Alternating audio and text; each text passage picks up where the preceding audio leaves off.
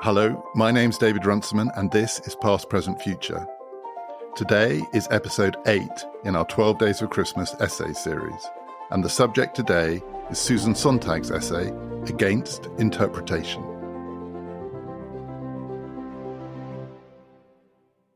In this series, I haven't said much about the titles of the essays that I've been talking about, or only in passing. I did say of the first two essays, Montaigne's An Apology for Raymond Sebon and Hume's Of Public Credit, that they were pretty terrible titles. I'm aware they're off-putting. It doesn't sound much fun. Civil Disobedience by Thoreau is better, though the original title, Resistance to Civil Government, is also not much fun. I think the 20th century ones have much better titles. A Room of One's Own is pretty much an unimprovable title. The Lion and the Unicorn is pretty great. Notes of a Native Son. But the essay I'm talking about today, I suspect also has a slightly off-putting title. It's by Susan Sontag. It's called Against Interpretation. And it does sound quite intellectual, abstract, a bit remote, but not to everyone. For some people, the title is a part of the appeal of this essay. So one example of that is A.O. Scott, who for many years was the film critic of the New York Times. And in 2019, he published an essay of his own in his newspaper about his lifelong obsession, really, with Susan Sontag, about how she had shaped his way of thinking. It's a kind of description of a love-hate-love relationship, though all on the page, because he had one chance to meet her and write a profile of her, and he was so preoccupied with her that he couldn't bring himself to do it. So it's not about his relationship with her in person. It's an intellectual relationship, and it begins when he's quite young, as a teenager, a curious, bookish, maybe a little bit nerdy teenager, in his parents' home, a middle-class home, as he says, in mid-century America, where they have on their bookshelves some intellectually aspirational books. And one of them grabs him and changes his life. And I just want to read A.O. Scott's description of what this book meant to him. So he says of his teenage self, I quote, "I found a book with a title that seemed to offer something I desperately needed, even if, or precisely because, it went completely over my head. Against Interpretation. No subtitle, no how-to promise or self-help come-on, a 95-cent Dell paperback with a front cover photograph of the author, Susan Sontag." Scott goes on, "There is no doubt that the picture was part of the book's allure. The angled, dark-eyed gaze, the knowing smile, the bobbed hair, and buttoned-up coat. But the charisma of the title shouldn't be underestimated. It was a statement of opposition, though I couldn't say what exactly was being opposed. Whatever interpretation turned out to be, I was ready to enlist in the fight against it. I still am, even if interpretation, in one form or another, has been the main way I've made my living as an adult. It's not fair to blame Susan Sontag for that, though I do." Something about this title captivated the teenage A.O. Scott. But in this reflection, much later in his life, he also captures something about how people often continue to respond to Susan Sontag, which is he gets both the charisma, but also the implicit double standards that she seems to embody. She seems to represent the thing that she's against. Whatever this thing is, interpretation, it sounds like the business of writing, thinking, maybe even writing essays, interpreting the world, which is what Susan Sontag was, wasn't she? And yet here she is speaking out against it. He's against it himself, he's sure, and yet he makes his living doing it as a film critic. He doesn't blame Susan Sontag for it, but he does. And it also captures something else which is true of how many people have written about Susan Sontag from the 1960s onwards, when she made her name, which is that part of her charisma has to do with her appearance, how she looks on the cover of her books in articles about her. Women and men have often written about Susan Sontag's appearance and how astonishingly photogenic she was. But she was also the person who, in one of her more celebrated essays and books from the 1970s, attacked photography and the idea that a photograph can tell the truth about anything. Photography, as Sontag describes it, is often a fake version of the truth, even a kind of lie, because it gives the illusion that something is captured in that frame, in that image. And yet, as we all know, almost always whatever's in the image is only at best a tiny, tiny part of the truth. And yet Sontag herself was often projected not just through her words, but through her image. And the people who write about Sontag often don't know what to make of this. Some of them are deeply admiring. Some of them are pretty much contemptuous, but they are all provoked by it in one way or another. And Against Interpretation, and as A.O. Scott says in this 95-cent Dell paperback, is an embodiment of this, of all of these contradictions, double standards that Susan Sontag has come for many people to represent. Something else to say about this essay is that it is pretty different from all the other ones that I've been talking about in the way that it's written. It's not a journey. It's definitely not a walk in the woods. It's not like reading an author take you by the hand and guide you as their thoughts evolve, or in Montaigne's case, stopping and pausing and checking you're still on board and offering you more tidbits to keep you going. It's pretty rapid. It's short. It's, by some distance, I think, the shortest of the essays that I've been talking about. It's incredibly confident. None of the thoughts in this essay feel like Sontag is having them as she's writing them. They feel like she absolutely knows what she thinks and she is going to set it down as briskly as she can. It's not a walk. If anything, it's a run. It's breathless. You have to try and keep up. And you feel as you read it that she's not that interested whether you keep up or not, in that if you can't keep up, that's your problem, not hers. She's got the next thing that she wants to say. Bang, bang, bang. And she says it quickly, lucidly, and then it's done. And at the end of it, you feel like someone has really told you what they know they think. It's also an essay that is actually quite easy to summarize, and I'm going to try in a minute to summarize it. But it is endlessly suggestive, and it can be read in lots and lots of different ways. And I'm also going to suggest the way that I read it, which has almost nothing to do with what Sontag was talking about. The summary is that it is, and this might sound ridiculous, it is against interpretation. That is, it's an essay arguing against what Sontag thinks, writing in 1964, has become the presiding vice of intellectual life and academic life in the United States, but I think by implication also in Europe, which is people are over-interpreting things. They are spending too much time looking for the meaning behind whatever it is that they are writing about or experiencing. And she's talking here essentially about works of art in different forms, books, novels, paintings, plays, but everything really. There is a tendency always to think that the thing itself is not where the interest is, and experiencing the thing itself is not where the most interesting writing can be done. What you want to do as a writer, an intellectual, a critic, an academic, is search for the hidden meaning.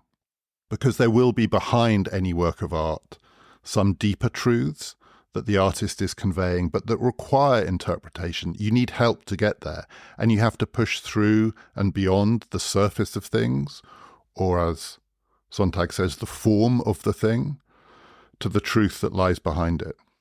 And what's wrong with interpretation, she thinks, is that often it's pretentious and is a lot of words saying not very much, but also that actually it is not what it thinks it is. So the interpreters, the intellectuals, the critics, they think that what they're doing is going for depth, because depth is what lies behind the surface of things. So interpretation is a version of deeper thinking than simple experience, or, as Sontag puts it in this essay, innocence. But actually, if you push past the surface of things, the form in which things are expressed, to look for the hidden meaning, there is something both trite and also small c conservative about that, because you are leaving the surface of things untouched. You're taking for granted the form in which things are presented, which means that the form isn't going to change much. Things are going to appear in the world the way that they traditionally appear in the world, in the form of a conventional novel or a familiar work of art, because you're so preoccupied with the business of, yeah, but there's something else going on here. There has to be. And any great artist will not just be communicating with you directly, because greatness has to involve more than that, not least because for many of these writers and thinkers, their livelihood depends on there being more going on than that, because there are many, many more words to be written if you can go after the meaning of things rather than the appearance or the form of things. But as Sontag says, if you leave the surface of things untouched in your pursuit of the hidden truth, you've actually not got much to say about the world as it is, because the world as it is experienced by almost everyone in the form that it currently takes. And you're not trying to change the form or even talk about the form because you are so preoccupied with your specialist knowledge of hidden insights. And that, she thinks, is the great vice of intellectual life in mid-century American and European thought. Another word for the thing that she's against, and it's the word that she uses and contrasts with innocence, is theory. There's much too much theorizing about what things mean, and not enough description of what the things actually are, what form they take, and how they might be experienced. And in being against interpretation, Sontag is primarily, in this essay, attacking the interpreters, which is why anyone reading this essay does start to wonder, what does she think she is? But we'll park that. And the interpreters include academics who do this, and there's a lot of academic theory starting to bubble up at this time, but also all of the writers and critics and commentators who fill the pages of the smartest magazines, the magazines where all the big essays and book reviews are written, the magazines about art. There is an industry around interpretation, and it's growing, and it is populated by people who have signed up to a kind of unspoken agenda which Sontag thinks is in the end self-defeating. Not only are they not revealing these hidden truths, but they're looking for them at the expense of the thing that really anyone who writes about art should focus on first, which is the thing itself. But she's not just attacking the interpreters of art. She also, in this essay, and she wrote it relatively young, in her early 30s, and it is astonishingly confident. She really knows not just what she thinks, but who she's against. She's also attacking artists whom she thinks cooperate in this enterprise. That is, the artists who think, in order to be taken seriously by the critics and the people who write about art, we have to offer them stuff to interpret. So we need to produce art that has hidden depths. We need to produce art that's maybe full of symbolism and full of what look like keys to a secret language or another way of viewing the world beyond what's on the surface of the novel or the poem or whatever it is. And they give clues and signs. And it's a kind of complicity here. The artists encourage the interpreters encourage the artists. And it is also an industry. It's one of the ways to get ahead in the world, to give the interpreters something to interpret. And then you'll be called a great artist if there's enough of it and if you do it well enough. And one person in this essay that Sontag singles out for that kind of, I want to call it criticism, but that's probably the wrong word in this context, so I'll just call it attack, is the writer who, certainly in the middle of the 20th century, was often considered to be the greatest writer in the world, Thomas Mann, the German novelist, who in the 1930s and 1940s symbolized for many people high art in fictional form, and also the resistance of the intellectual and the writer against the barbarities of fascism. Mann, who had earlier in his life been a German nationalist, was a critic of Nazi Germany, but also left Germany and relocated to California. And in California, he was revered as the representative of the Republic of Letters. And one of the reasons that Sontag writes about Mann, and I'm aware that in saying this, I'm interpreting her essay, is because he, for her, represented one of the formative experiences of her life. which is something she wrote about 20 years later in another essay published in the New Yorker in the mid-1980s, by which time Susan Sontag was herself a world-famous writer and an intellectual celebrity, not quite on the Thomas Mann scale, but not far off, minus the Nobel Prize for Literature. In that essay, 20 years after Against Interpretation, Sontag describes an event that happened not quite 20, but nearly 20 years before she wrote Against Interpretation, when she was 14. Susan Sontag herself was, like A.O. Scott, a bookish, intellectually insatiable, somewhat unhappy and insecure teenager who saw in the books on the shelves the possibility of escape or salvation and was hungry for ideas, and the ideas that seemed to lie behind these books, a secret world of letters, where interpretation would reveal freedom from the boringness and constraint of teenage life in America. And the person she revered above all else, she writes in the 1980s about her 1940s self, was Thomas Mann, the greatest writer in the world. And the book of his that she worshipped was The Magic Mountain. And part of the reason The Magic Mountain meant so much to her, age 14, is because it was full of suggestions of deeper meaning, and it was a novel of ideas, and the ideas seemed to touch on the deepest themes of Western philosophy, but also because, certainly on its surface, it was a novel about tuberculosis. That is, it's the story of a young man who goes to a sanatorium, and the sanatorium is there primarily for patients who suffer from consumption. And one of the reasons this meant a lot to the young Susan Sontag is that her father had died when she was younger, when she was 5 or 6 years old, of TB. And her mother had remarried to a man called Sontag, and like James Baldwin, Susan Sontag took the name of her stepfather. But she had known as a very young child her biological father, and her mother had always implied that there was something slightly shameful about his death, that to die of tuberculosis was a death not really to be spoken of. It was squalid, and indeed, most deaths from tuberculosis were squalid. But then in The Magic Mountain, she finds the greatest writer in the world writing this deeply symbolic, ideas-laden book that also seems to suggest, and I quote here from her essay in the New Yorker, that tuberculosis was revealed as the very epitome of pathetic and spiritual illness. It's reinvented here, as it was often by artists, as the disease that was somehow deeper than other diseases and had a kind of artistic quality to it. So Susan Sontag loved Thomas Mann, novelist of tuberculosis and ideas. And age 14, she found herself relocated to California because her mother, who moved around the country a lot, moved her there. So her childhood is partly unhappy because she's moving around a lot and having to make new friends. In California, she makes a new friend, a boy who's bookish like she is. And her new friend says, well, now you're in California, you know who else lives in California? Thomas Mann. Why don't we see if we can go and visit him? And the 14-year-old Susan Sontag is horrified by this idea. What could be more terrifying and more ridiculous than these two teenage kids inviting themselves to Thomas Mann's house? But her friend says, he's in the phone book. I mean, look, it says Thomas Mann, such and such Boulevard, and here's the number. Why don't I call him up and say we'd like to come and see him and tell him that we love his books?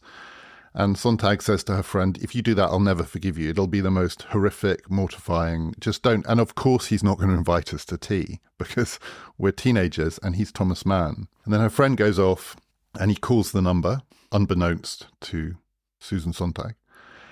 And according to this version, Thomas Mann's wife answers the phone and passes the phone to her daughter, who is Mann's secretary. And this schoolboy says, we like your father's books. Could we come and talk to him? And at the end of this conversation, they get invited to tea at Thomas Mann's house in California. So he relays this back to Susan, and she is indeed completely horrified, completely mortified, and thinks it's the most ridiculous thing she's ever heard. But they go. Somehow they're now trapped. They've been invited to tea by Thomas Mann, so you can't then not go. So they go. And it is, as described nearly 40 years later by Sontag, mortifying. You can almost hear her toes curling as she writes about it. Because he is what she describes him as in Against Interpretation, she calls him there an over-cooperative author. He gives too much to the people who want to interpret him and see him as the great novelist of ideas by encouraging them with hints of these ideas and giving them signs and symbols that they can find.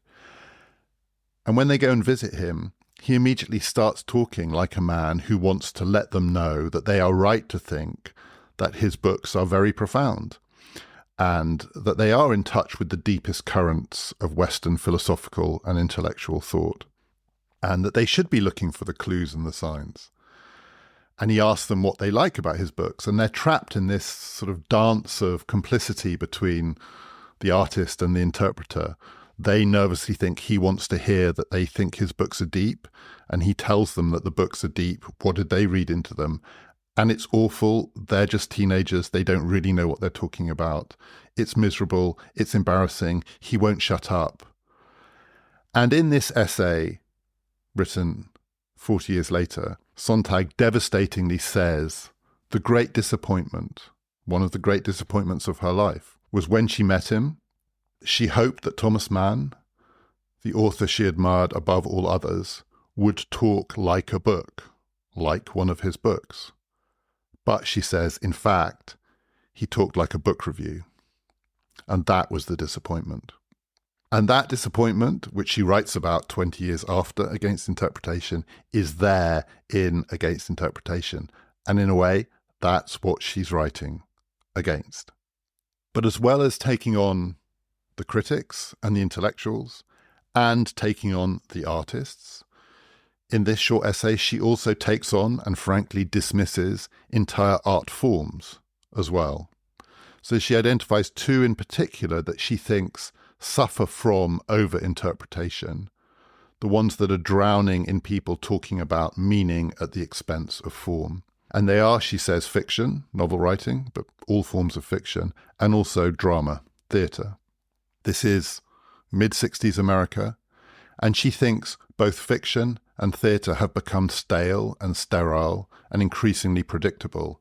And one of the reasons they're so predictable is because they are over-interpreted, and therefore the artists themselves spend a lot of their time trying to offer up new things to be interpreted, rather than doing what art needs to do to stay alive and fresh, which is new ways of doing the thing itself. And the phrase she uses for what fiction and theatre lack is an avant-garde. And she is an advocate of the avant-garde. And by that, what she means in this essay are the people who are not trying to come up with new things to say. I think she thinks that that's easy. The easy thing is to have a new thought, a new idea. In a way, we're always, all the time, probably thinking new things. None of us is the same. It's easy to think of a new thing to say. What's much, much harder is to come up with a new way of doing the thing itself, a new way of writing novels, a new way of staging a play. The art needs to be alive. People who focus not on wanting to say something that's sufficiently new that the interpreters will have something new to mine, but a new way of doing. The art form that she celebrates in Against Interpretation, the one that she thinks doesn't allow the space for the intellectuals to get their claws into it and over-interpret it, in mid-1960s America, is cinema. And very briefly in this essay, she celebrates cinema, and presumably this is one of the things that had an impact on the man who was to become the film critic of the New York Times. She celebrates cinema as an art form, not here explicitly, that has a vibrant avant-garde, though I think that is implied here. There is more experimenting going on with form in cinema than there is in fiction and in theatre. But also it has, and these are the words that she uses of cinema, it has a clean quality, she says. It's clean, rapid, and direct, in the sense that when you go to the cinema and watch a film, you don't really have time to waste your time trying to interpret it. When you're reading a book, you can put the book down. When you're looking at a painting, you can sit down and turn away and think and interpret and then look back, and the painting will still be there. Even with plays, and I think the kind of plays that Sontag is thinking of are pretty stagey and slow. There's time for the critic to be interpreting while experiencing. But with cinema, Sontag thinks, luckily, there isn't that time, because the next image will come, and the images come in rapid succession. Bang, bang, bang. Good cinema, exciting cinema is really rapid. It's breathless. It takes you along. It can, of course, also have paused, lingering shots, but they will stand out too because they will be in contrast to the viewer's experience of the relentlessness of the image succeeding image. And it is true of film critics that one of the challenges of being a film critic is there often isn't time to write down your thoughts while you're watching a film. Film critics, I don't know if they still do, but they used to have special pens with a little light on them if they wanted to make notes while sitting in the darkened cinema. But it's really hard. I have once or twice tried it, to write about a film, jot down your thoughts while you're watching it. Because if you turn away for 30 seconds, you will miss many, many images. And that's what Sontag likes about cinema. Clean, rapid, direct. It squeezes the space for intellectual criticism. Of course, there is then a huge industry of intellectual criticism around cinema that grows up, and it employs a lot of people to be film critics. But at this time, Sontag thinks it has at least the advantage of its rapidity. And what's striking about how she describes cinema is that it does sound a bit like reading this essay by Susan Sontag. If I had to characterize it in 3 words, I think I would say clean, rapid, direct. It's a intellectual argument, and in its way, it's quite abstract, but it avoids, for the most part, any kind of jargon. The sentences are pretty short, they're punchy, and it is breathless. It really, really does not give you time to over-interpret it. When you finish it, this short essay, you feel like you've been given things to think about, but also you've experienced these thoughts more or less as directly as their author could communicate them. The form of this essay is no question a part of its appeal. So what else is there to say about against interpretation? Well, I want to say a few more things that have nothing to do with the essay, and this is not me trying to interpret it. This is me saying what it made me think when I was reading it, partly because of its form, its aphoristic style, these statements of certainty that lay down what is and what shouldn't be. And as I read it, an essay which is explicitly about art and how one should write about and think about art, I found myself instead thinking about politics and wondering whether the arguments in this essay from 1964 don't nonetheless, in a completely different way, I think in a way that Sontag herself almost certainly didn't intend, hold for politics now. And I want to offer 4 ways in which I think you could say something about this essay says something about contemporary politics. The first is that what I take to be the central argument here, I think, captures something about what's gone wrong with the way many people, and I completely include myself in this as someone who spends quite a lot of my professional life trying to interpret politics.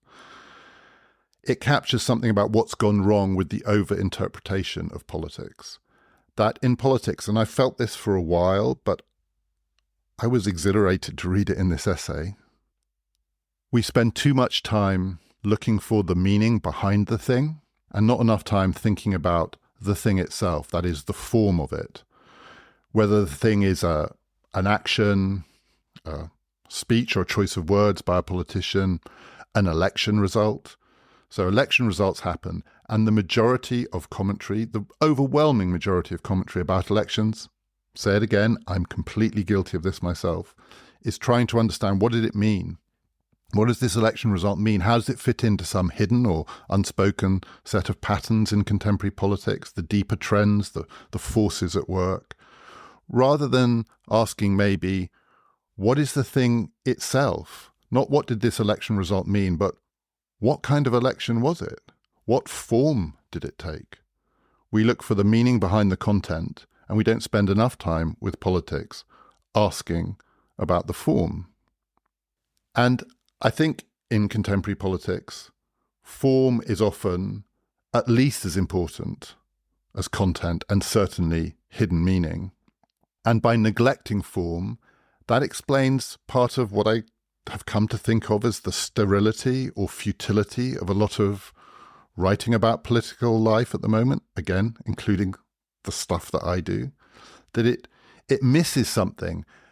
And it misses something not because it doesn't try to look behind the form of politics, but because it spends so much time trying to look behind the form of politics and not focusing on what form did this event take. Isn't that potentially what's significant about it? What is significant about the election of Donald Trump? There are a million things that could be said about that, and I'm going to say a few in a moment. But one possible answer to that question is Donald Trump's election can only be understood through the form that it took. He became president because America has an electoral college system. What is the hidden meaning behind the electoral college system? These days, there almost isn't one. It's just the form that this takes. But that really matters for understanding the outcome. Or to give another example, and these examples are more banal, I think, than anything that Sontag had in mind, because she's thinking about art and I'm talking about electoral systems. But one example that I'm often struck by in recent British politics is the movement, which over 10 years was crucially important in the life of the British state, for Scottish independence, which has almost certainly peaked and is in decline now. Who knows where it's going to end up? But for at least a decade, the SNP were the dominant party in Scotland, and they shaped much of British political life. And the SNP, over that period, it varied a bit, but it didn't vary a huge amount, captured, spoke for, represented roughly 45% of Scottish voters. That was the basis of their support, and it's a lot. 45% is a lot, particularly in a multi-party system, because in Scotland you could vote Labour, you could vote for the Conservatives, you could vote for the Liberal Democrats, you could vote for the Greens, at least 5 parties. To get nearly half the vote is enormously powerful. And you could ask of that, what does it mean? What does it mean that nearly half of Scots were willing to support this party? How do you understand that through the deeper currents of history and political rhetoric and what lies behind that rhetoric? What was Nicola Sturgeon really after? What was she up to? Was she really after independence? All of those questions can be asked, have been asked a million times. But there's another way you could think about it, which is actually the most important thing about the SNP and its support in Scotland is the form that it took. Form mattered more than content. And the illustration of that is across 3 different electoral systems, 45% of people supporting the SNP and what it stands for gives you 3 completely different answers to the fundamental question. In the Scottish independence referendum, 45% means clear defeat. Scottish independence doesn't happen and the SNP are defeated. 55 to 45 is a decisive result. And the SNP were the losers. So 45% means you're a loser. That's not the hidden meaning of that result. That's the actual meaning of that result.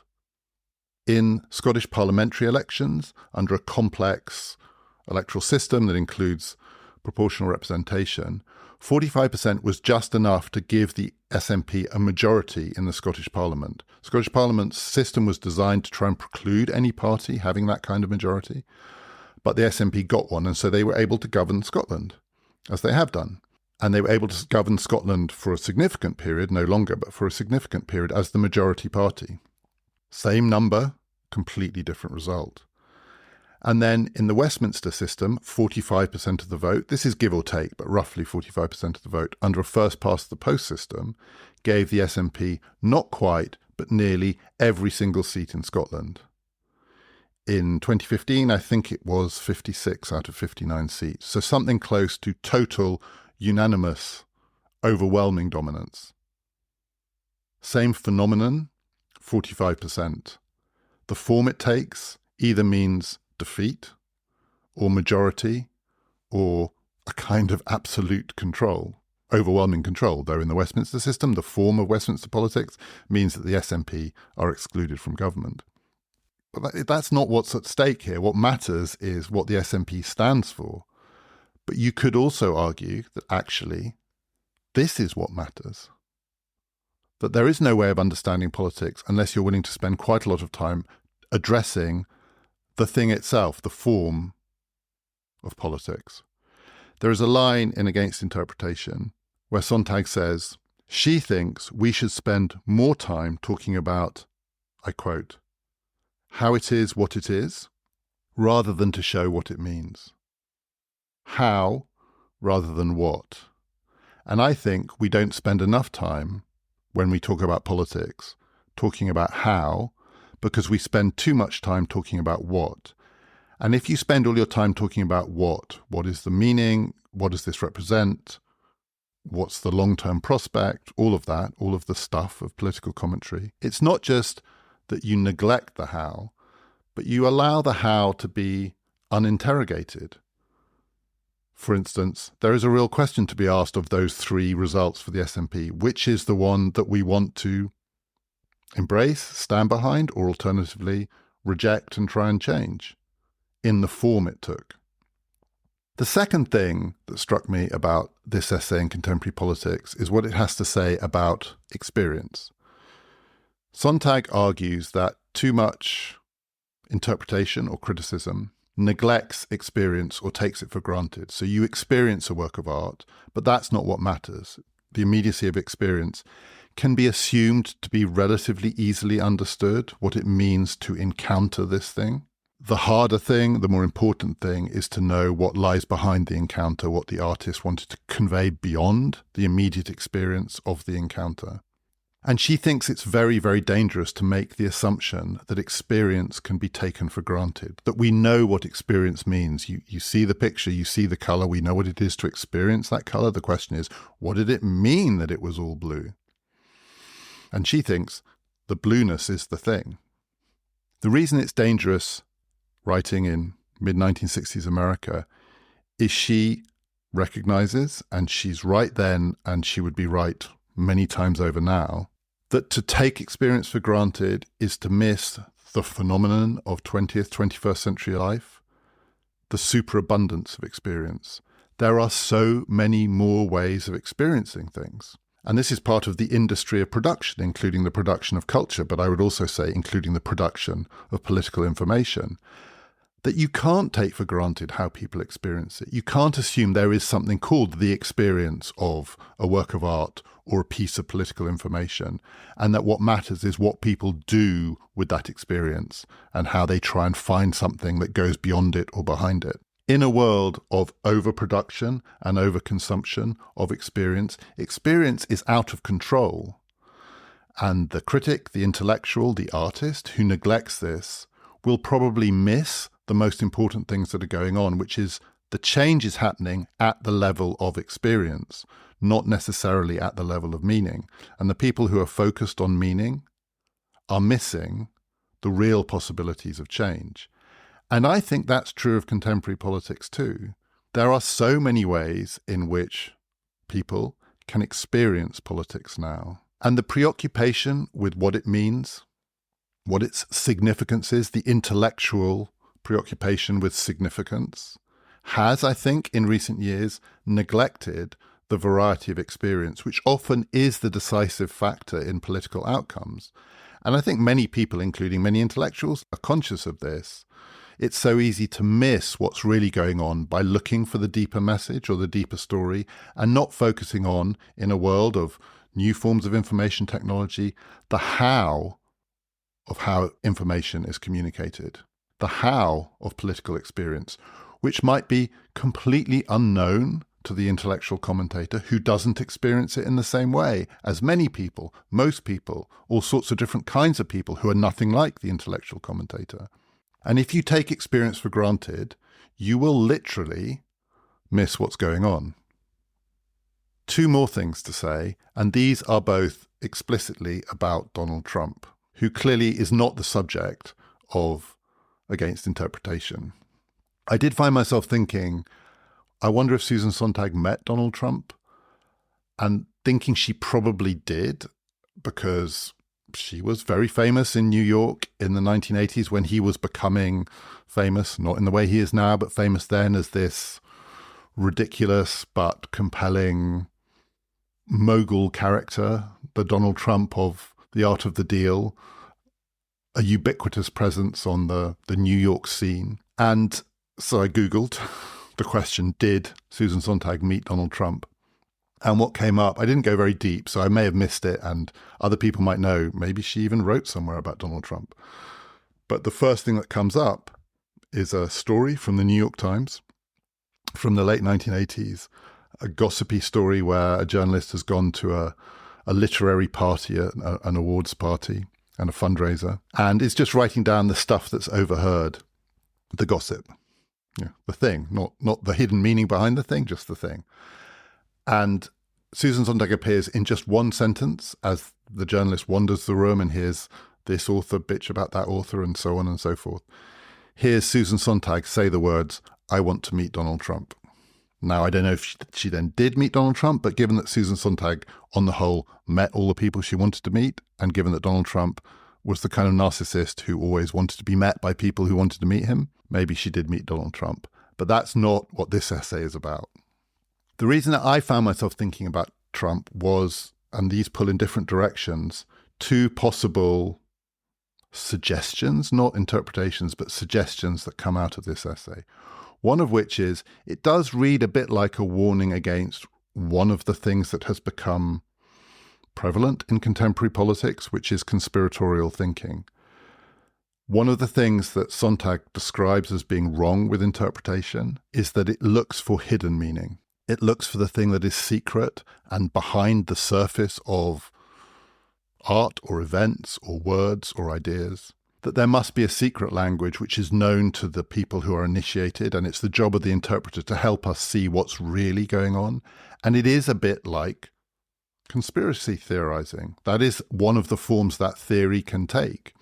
And it is definitely one of the forms that theory can take in contemporary politics, on both sides of the political divide, but it is in many ways embodied in the idea of Donald Trump, both the fact that for his opponents, part of the challenge of dealing with Trump is to get him locked into what seems obviously like the conspiracy, and this is happening right now, to make sure that Trump is nailed as part of the conspiracy that he encouraged to overturn the results of the 2020 election, to see behind whatever is going on the real story, which is that Trump is fully complicit in this, as it is for many of his critics, attempted coup, and for the supporters of Donald Trump, to see him as the victim of conspiracy theorizing, the Russia hoax, the idea that Trump could only have been elected with the help of Vladimir Putin, the thought for Trump supporters that his opponents are always trying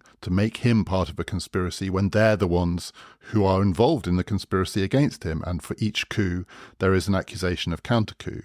And this all comes from the desire to find what is true behind what is going on. And you might say, but isn't the difference with contemporary politics that Sontag is talking about the intellectual version of this, indeed the over-intellectualized version of this, whereas in contemporary politics, conspiracy theorizing is not particularly intellectual?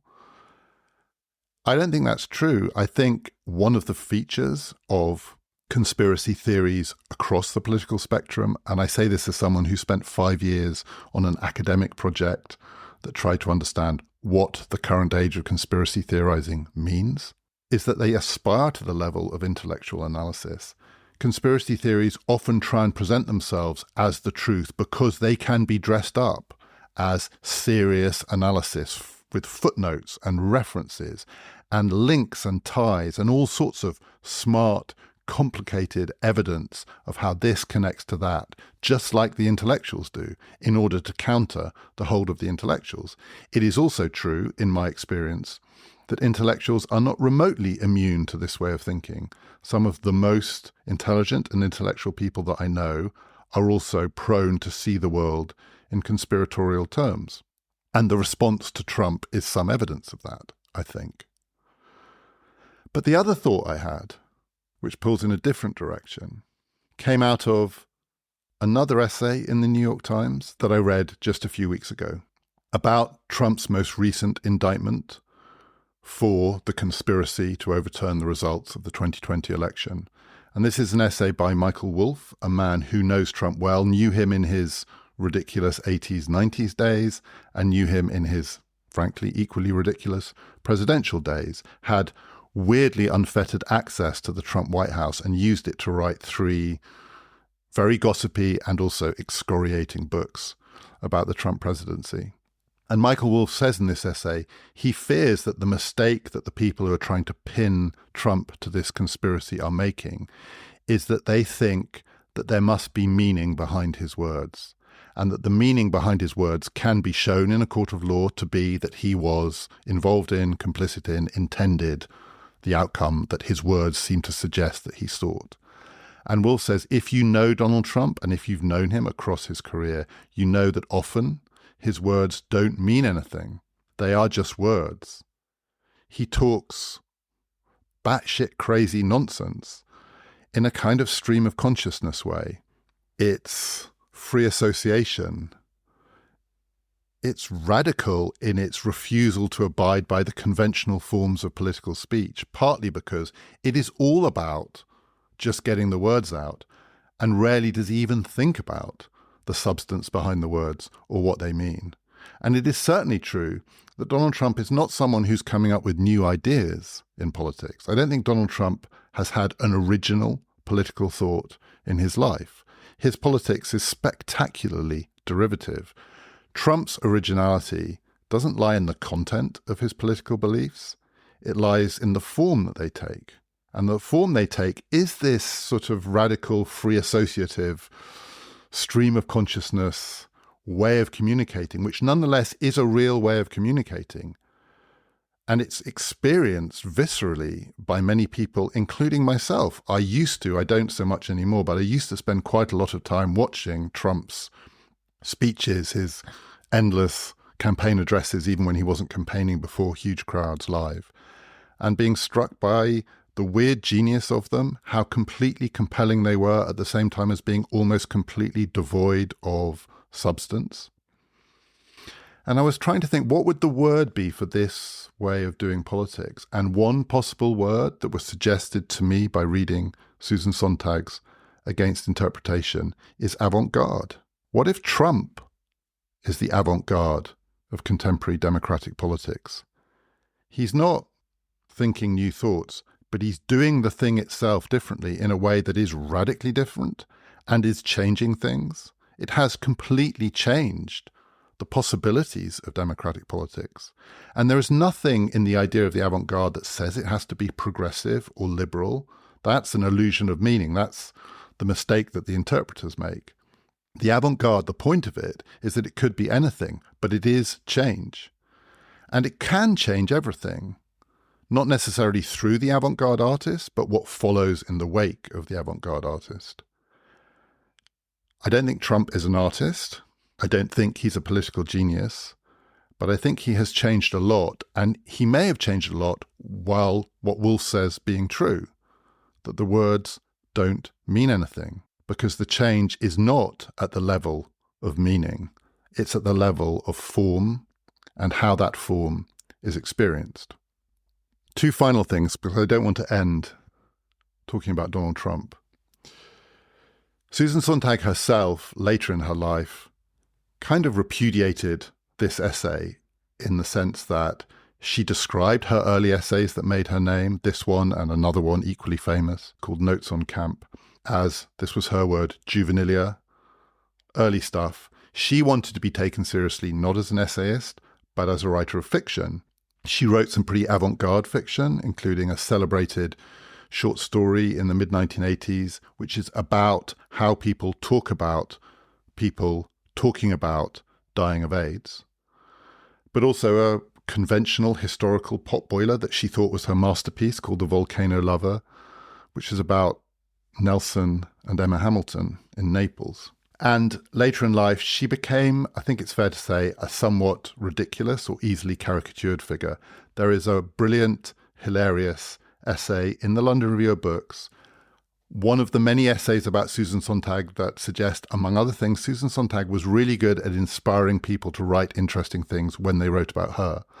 This one is by the literary critic Terry Castle. It's called Desperately Seeking Susan, and it's about her relationship with Sontag in the last 10 years of Sontag's life, and just how ridiculous it was, and sort of how ridiculous Sontag was. Larger than life, but also absurd, incredibly vain, self-important, thought of herself as one of the world's great writers of fiction, obsessed with, and it was genuinely true, her courage in Sarajevo in 1993, where she lived for months during the siege and put on a production of Waiting for Godot, but wanting everyone to know that she was not just the greatest novelist in the world, but the bravest one too.